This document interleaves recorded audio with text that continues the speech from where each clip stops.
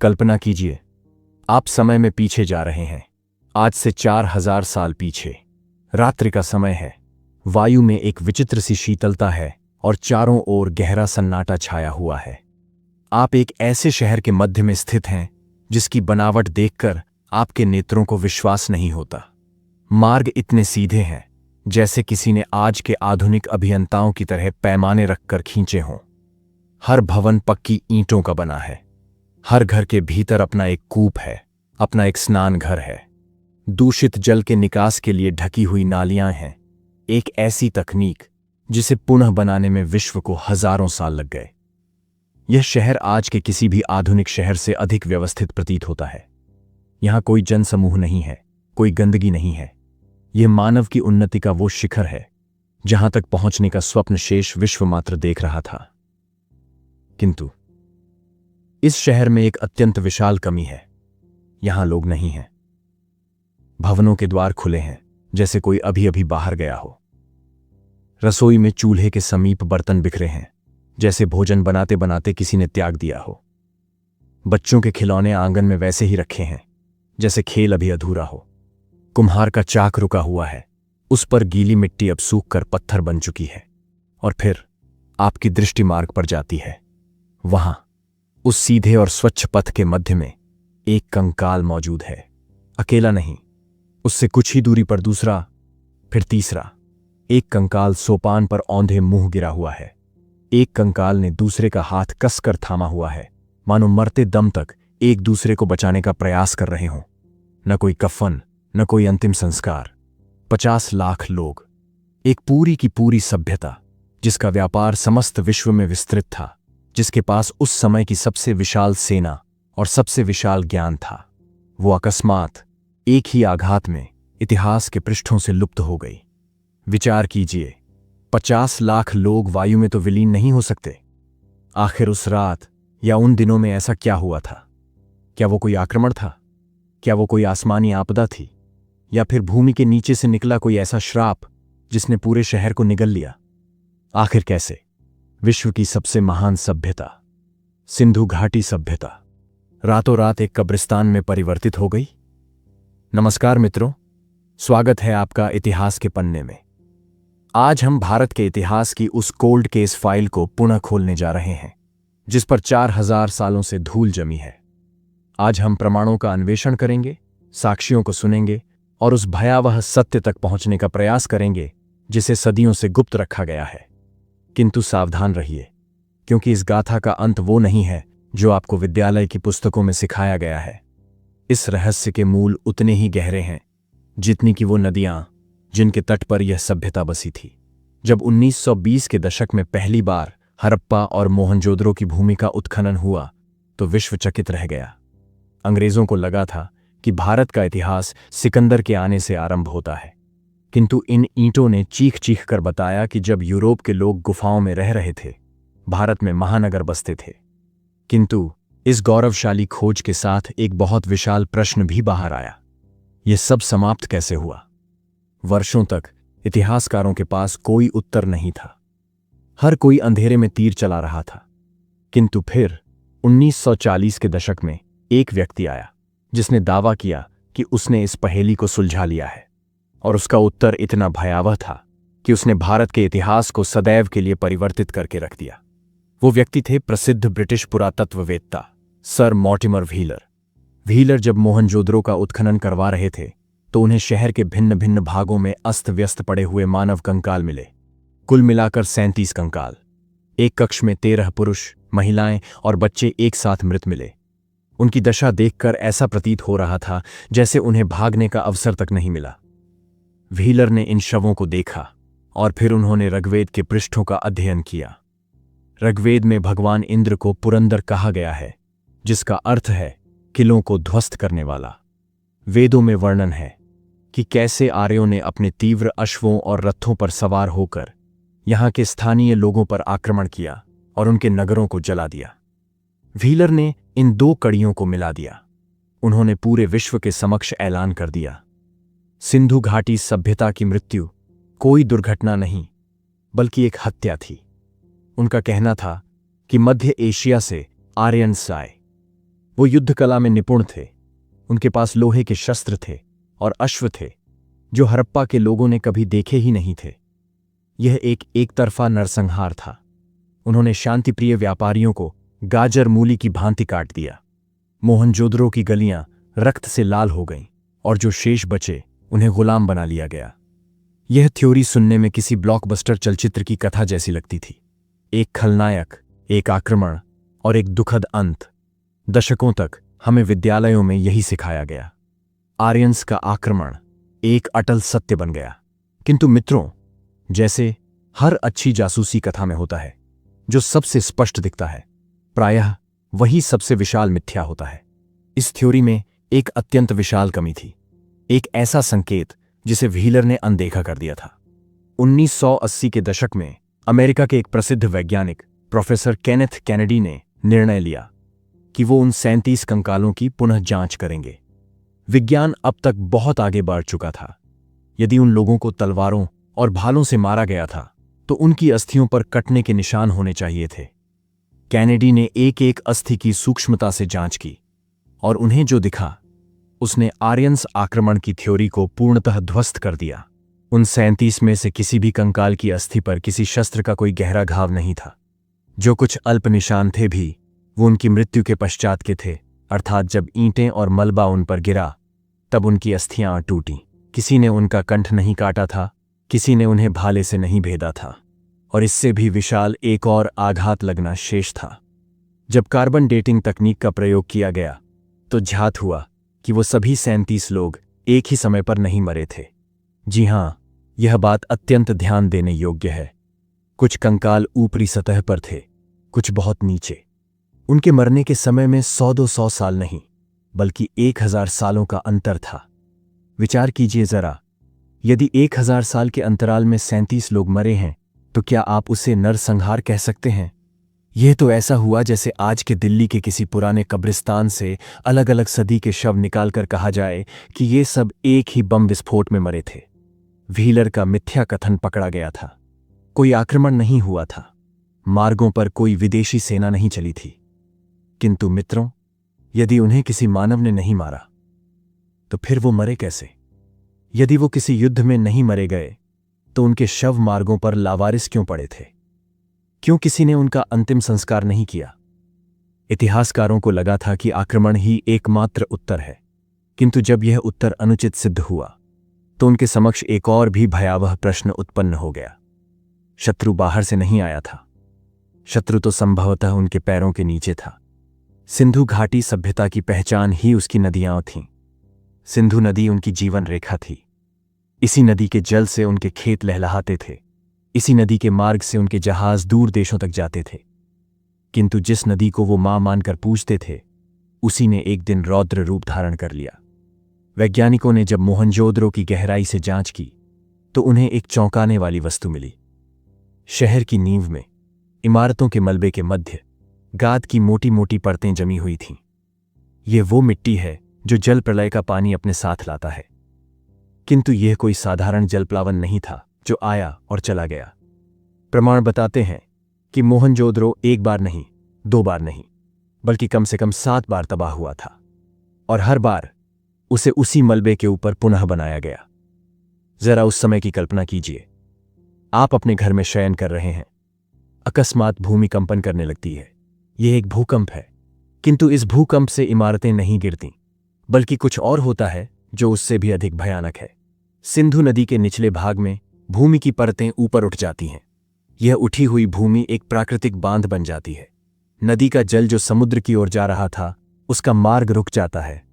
जल पीछे की ओर मुड़ता है, सीधा नगर की ओर। धीरे धीरे मोहनजोदड़ो और उसके आसपास के नगर एक विशाल झील में डूबने लगते हैं।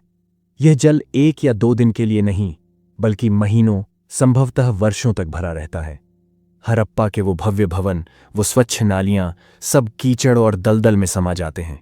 स्थिर जल में रोग फैलते हैं और लोग मरने लगते हैं। किंतु यहां एक पेंच है, एक बहुत विशाल किंतु। इतिहास साक्षी है कि मानव बहुत हठी होता है। जापान में सुनामी आती है, लोग पुनः घर बना लेते हैं। बिहार में कोसी नदी जल प्रलय लाती है, किसान पुनः खेत जोतने लगते हैं। हड़प्पा के लोग भी जल प्रलय से भयभीत नहीं हुए थे। उन्होंने 7 बार अपने नगर को पुनः खड़ा किया। उन्होंने अपने भवनों की नींव ऊंची की, दीवारों को और सुदृढ़ किया। तो फिर 8वीं बार ऐसा क्या हुआ कि उन्होंने पराजय स्वीकार कर ली? केवल जल प्रलय किसी सभ्यता को लुप्त नहीं कर सकता। वो उसे निर्धन कर सकता है, उसे लघु कर सकता है, किंतु उसका नामो निशान नहीं मिटा सकता। यदि लोग नगर त्याग कर गए तो इसका अर्थ है कि संकट जल प्रलय से भी विशाल था।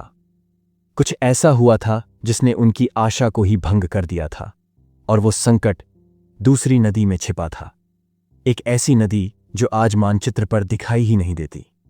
हड़प्पा और मोहनजोदड़ो तो मात्र राजधानियां थीं, किंतु इस सभ्यता की वास्तविक आबादी लगभग 1000 से अधिक बस्तियां सिंधु नदी के तट पर नहीं बल्कि उसके पूर्व में बसी थीं। प्राचीन ग्रंथों और वेदों में एक महान नदी का उल्लेख है, सरस्वती नदी। वेदों में इसे नदितमा कहा गया है, अर्थात नदियों में श्रेष्ठ। इसका वर्णन एक विशाल गर्जना करती हुई नदी के रूप में किया गया है जो पर्वतों को भेदती हुई समुद्र तक जाती थी। वर्षों तक इतिहासकार इसे केवल एक कथा मानते थे। उनका कहना था, यदि इतनी विशाल कोई नदी थी तो वो गई कहां? उत्तर 1970 के दशक में आकाश से ही आया। अमेरिकी उपग्रह ने भारत और पाकिस्तान की सीमा के ऊपर से कुछ विशेष चित्र लिए। उन चित्रों को देखकर वैज्ञानिकों के होश उड़ेच गए। थार के मरुस्थल की शुष्क बंजर रेत के नीचे एक विशाल नदी का सूखा हुआ तल स्पष्ट दिखाई दे रहा था। यह नदी कोई लघु धारा नहीं थी। कुछ स्थानों पर इसका विस्तार 5 से 8 किलोमीटर था। यह हिमालय से निकलती थी, हरियाणा, राजस्थान और गुजरात से होती हुई अरब सागर में मिलती थी। तो फिर यह नदी लुप्त कैसे हुई और इसका हड़प्पा के विनाश से क्या संबंध है? यहीं पर कथा में एक नवीन मोड़ आता है, एक ऐसा मोड़ जो आपको भयभीत कर देगा। हिमालय में पुनः हलचल हुई, किंतु इस बार भूमि ऊपर नहीं उठी बल्कि नदियों का मार्ग परिवर्तित हो गया। सरस्वती नदी का जल यमुना और सतलुज ने अपनी ओर खींच लिया। सरस्वती अनाथ हो गई, उसका जल छिन गया। वो विशाल नदी जो लाखों लोगों की प्यास बुझाती थी, धीरे धीरे सूखने लगी। पहले वो एक झील बनी, फिर लघु ताल और अंत में केवल शुष्क रेत शेष रह गई। जरा उस किसान की विवशता को अनुभव कीजिए जो प्रतिदिन प्रातः उठकर आकाश की ओर देखता है। वर्षा नहीं हो रही है, नहरें सूख चुकी हैं, खेत जो कभी स्वर्ण उगलते थे अब बंजर हो चुके हैं, उसके मवेशी प्यास से मर रहे हैं, व्यापार रुक गया, नौकाएं अब रेत में फंसी थीं। जब जल समाप्त होता है तो केवल कंठ नहीं सूखता, समाज का ताना बाना सूख जाता है।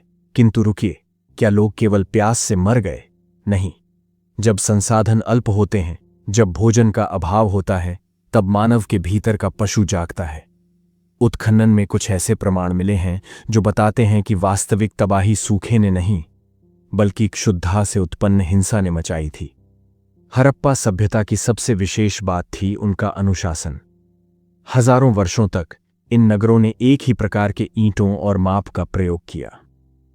यह बताता है कि वहां एक बहुत सुदृढ़ शासन या धर्म था जो सबको एक साथ रखता था। किंतु ईसा पूर्व 1900 के आसपास यह अनुशासन टूटने लगा। उत्खनन में मिले प्रमाण एक अत्यंत दर्दनाक गाथा कहते हैं। हड़प्पा के अंतिम दिनों में विशाल हवेलियों के आंगन में लोगों ने दीवारें खड़ी करके लघु कक्ष बनाना आरंभ कर दिया था। मार्गों पर जहां पहले अवैध कब्जे वर्जित थे, वहां लोगों ने भट्टियां और दुकानें बना ली थीं। दूषित जल की नालियों की सफाई बंद हो गई थी और कचरा मार्गों पर फेंका जाने लगा था। यह संकेत करता है कि कानून व्यवस्था पूर्णतः समाप्त हो चुकी थी। नगर अब धनवानों और निर्धनों के मध्य बंट चुका था। संभवतः जब सरस्वती सूखी और सिंधु ने जल प्रलय का कहर बरपाया तो नगरों में शरणार्थियों की बाढ़ आ गई होगी। ग्राम के लोग प्राण बचाने के लिए नगरों की ओर भागे। नगरों में इतने लोगों के लिए भोजन नहीं था, स्थान नहीं था। और फिर आरंभ हुआ गृहयुद्ध। वो कंकाल जो हमें मार्गों पर मिले, संभव है वो किसी बाहरी शत्रु के शिकार नहीं थे। संभव है वो दंगों में मारे गए थे। भूख से उन्मत्त भीड़ ने अनाज के गोदामों पर आक्रमण किया होगा। धनवान व्यापारियों के भवनों को लूटा गया होगा। भ्राता ने भ्राता को मारा होगा, केवल एक बोरी अनाज के लिए। इसके साथ ही एक और मौन घातक अपना कार्य कर रहा था, रोग। कंकालों की जांच में कुष्ठ रोग और टीबी के निशान मिले हैं। जब स्वच्छता समाप्त हुई तो महामारियां फैल गईं। एक और भूख, एक और हिंसा और एक और रोग। हड़प्पा अब वो स्वप्नों का नगर नहीं रहा था, वो एक नर्क बन चुका था। किंतु मित्रों, यहां पर एक प्रश्न अब भी खटकता है।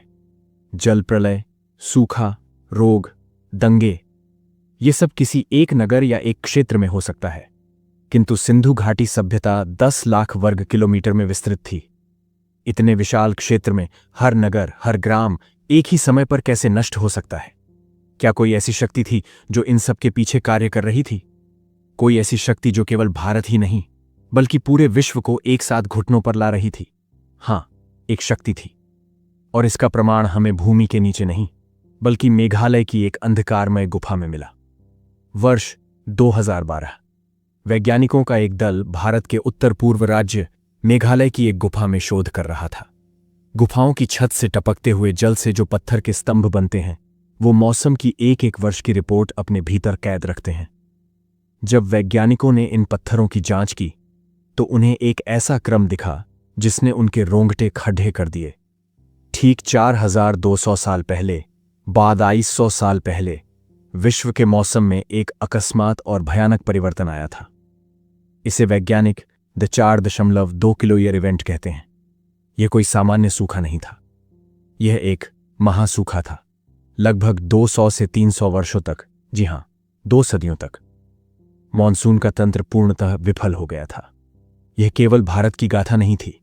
उसी समय मिस्र में नील नदी का जल घट गया और वहां का प्राचीन साम्राज्य गिर गया। मेसोपोटामिया में साम्राज्य धूल में मिल गए। चीन में भी भयंकर सूखा पड़ा। यह पूरे विश्व के मौसम का परिवर्तन था। सूर्य का ताप, समुद्र का तापमान, पवनों की दिशा, सब कुछ बदल गया था। अब आप पूरी छवि को एक साथ देखिए। सिंधु घाटी सभ्यता, जो पूर्णतः वर्षा और नदियों पर निर्भर थी, उसे प्रकृति ने चारों ओर से घेर लिया था। एक ओर भूमि के हिलने से नदियां मार्ग बदल रही थीं, दूसरी ओर धरती का तापमान बढ़ाने के कारण वर्षा होना बंद हो गई थी। यह प्रकृति का दोहरा प्रहार था। नदियों में जल नहीं, आकाश से जल नहीं। 200 साल तक बिना वर्षा के कोई भी तकनीक, कोई भी नगर आपको नहीं बचा सकता। तो अंत में क्या हुआ? क्या वो सब मर गए? क्या वो 50 लाख लोग समाप्त हो गए? नहीं। और यही इस गाथा का सबसे सुंदर और चौंकाने वाला सत्य है। सिंधु घाटी सभ्यता कभी लुप्त नहीं हुई, वो कभी मरी ही नहीं। जब नगरों में रहना असंभव हो गया तो लोगों ने एक बहुत कठिन निर्णय लिया। उन्होंने अपने प्रिय भवनों को ताला लगाया, अपने विस्तृत मार्गों, अपने महान स्नानागारों को अंतिम बार देखा, और वो चल दिए। वो पूरब की ओर चले, गंगा और यमुना के मैदानों की ओर। वो दक्षिण की ओर चले, गुजरात और महाराष्ट्र की ओर। उन्होंने विशाल नगर त्याग दिए और छोटे छोटे ग्रामों में बस गए। उन्होंने अपनी लिपि त्याग दी, क्योंकि अब व्यापार का कोई कार्य नहीं था। उन्होंने अपनी वो शान और शौकत त्याग दी ताकि वो जीवित रह सके। हड़प्पा की सभ्यता समाप्त हो गई, किंतु हड़प्पा की संस्कृति बच गई। कैसे झात हुआ? हरियाणा के राखीगिरी में मिले 4500 साल पुराने कंकाल के डीएनए परीक्षण ने हाल ही में यह सिद्ध कर दिया है। उस प्राचीन महिला का डीएनए आज भी भारत के लोगों के डीएनए से मिलता है। हम उन्हीं की संतानें हैं। जिस प्रकार से हम आज भी नमस्ते करते हैं, जिस प्रकार हम पीपल के वृक्ष की पूजा करते हैं, जिस प्रकार हमारी स्त्रियां आज भी मांग में सिंदूर भरती हैं, ये सब हमें उनसे ही विरासत में मिला है। वो रातों रात लुप्त नहीं हुए थे, वो बस बदल गए थे। वो हम में घुल मिल गए। मित्रों, सिंधु घाटी की गाथा हमें एक अत्यंत विशाल चेतावनी देती है। वे लोग हमसे अधिक भिन्न नहीं थे। उन्हें भी अपनी तकनीक पर अभिमान था। उन्हें भी लगता था कि उन्होंने प्रकृति को वश में कर लिया है। किंतु जब जलवायु बदली, जब प्रकृति ने करवट ली, तो उनकी सारी संपत्ति, सारी प्राचीरें धरी की धरी रह गईं। आज हम भी उसी मुहाने पर स्थित हैं। धरती का बढ़ता तापमान, बदलता मौसम, सूखती नदियां। क्या इतिहास स्वयं को दोहराने की तैयारी कर रहा है? 4000 साल पहले हमारे पूर्वजों ने नगर त्याग कर ग्राम का मार्ग अपनाया और बच गए। किंतु यदि आज ऐसा हुआ तो हमारे पास भागने के लिए कोई दूसरी पृथ्वी नहीं है। सिंधु घाटी के वो भग्नावशेष आज भी मौन खड़े हैं। हमें यही सिखाने के लिए कि सभ्यताएं ईंटों से नहीं बल्कि प्रकृति के साथ तालमेल से बचती हैं। तो मित्रों, ये थी गाथा सिंधु घाटी सभ्यता के उस रहस्यमयी अंत की। आपको भारत के इतिहास के इस पन्ने की कौन सी बात सबसे हैरान करने वाली लगी? क्या वो सरस्वती नदी का सूखना था, या फिर वो 37 कंकालों का सत्य, या फिर मौसम के परिवर्तन का वो भयावह पहलू? हमें नीचे कमेंट्स में अवश्य बताएं। और यदि आप चाहते हैं कि हम हड़प्पा की उस असंभव लिपि पर भी एक वीडियो बनाएं जिसे आज तक कोई PRH नहीं पाया है, तो कमेंट में माइस्ट्री लिखना न भूलें। ऐसे ही अकथित रहस्यों को जानने और इतिहास की धूल झाड़ने के लिए आपके अपने चैनल इतिहास के पन्ने को अभी सब्सक्राइब करें और बेल आइकॉन दबाएं। मिलते हैं अगले वीडियो में एक और नवीन रहस्य के साथ। जय हिंद।